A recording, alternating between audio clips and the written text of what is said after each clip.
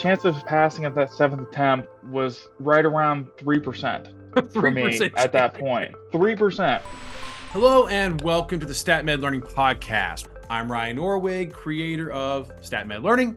I'm here with Dr. Jacob, an optometrist who recently used our STATMed Boards Test-Taking Workshop, the Boards Workshop. Jacob, thank you so much for being here. How many times did you have to take this test?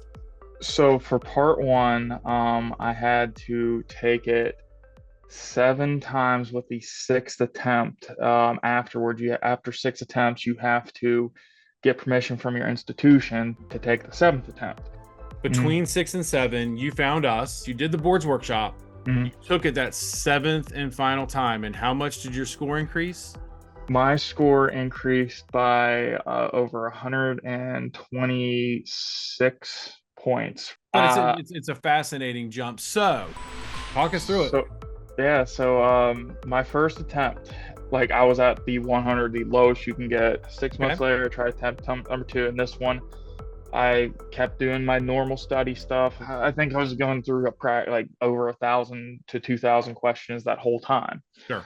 So I take the second attempt, and I felt like I did good.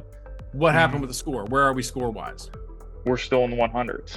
The bottom. Okay. So more of the same does not elicit any change. Okay. What did you do to train between 2 and 3? A tutoring program that focuses on just teaching me the material. Did you even need that? It got to a point where I was teaching the tutors stuff. So you did that, and you then took attempt number 3.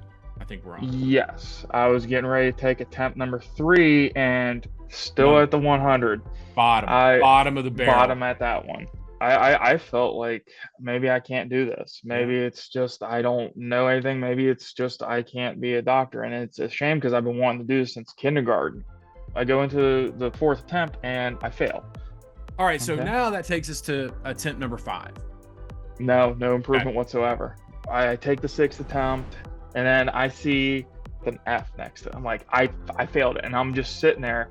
In my last attempt with a student who was from Pikesville, we were doing one-on-one tutoring with each other, just 2 students trying to pass. And she said to me, she's like, well, I know of something that they briefly told about that you might just be a bad test taker.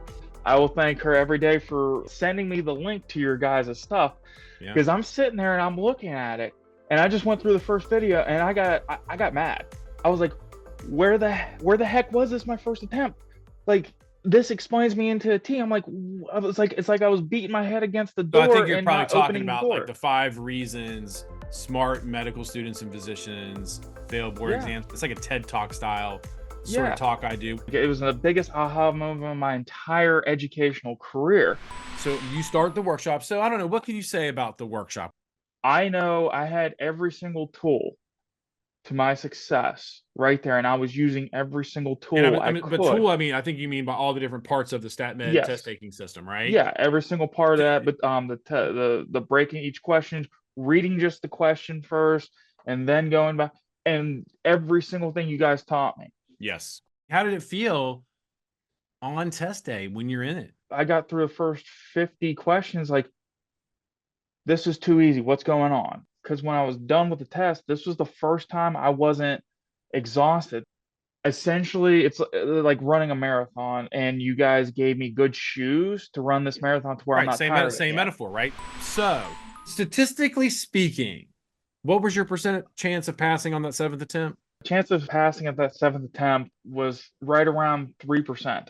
For me at that point. 3%. I mean, that's just an amazing thing. Now, big picture, the passing score was what? 300 is a buzz, and you scored 360 something. 367 was the exact number. Very safe. Very, very safe passage. I was so happy, so excited. I just want to really tell anybody who is out there that is struggling with this testing, with their test taking, with their national boards, anything like that, like, you're not alone. Right. So it's one thing to struggle, right? And to fail, but understand you're probably not an anomaly.